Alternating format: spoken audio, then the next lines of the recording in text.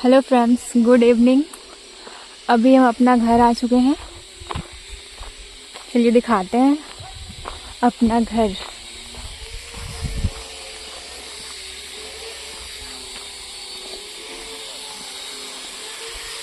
अभी बस बन रहा है, पूरा कंप्लीट नहीं हुआ है।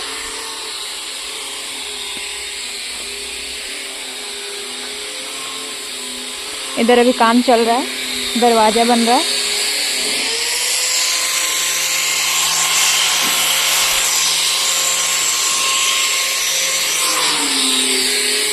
ये इधर से 2 सीढ़ी चढ़ते हुए इधर से रूम, ये सब अभी दरवाजा लगना बाकी है।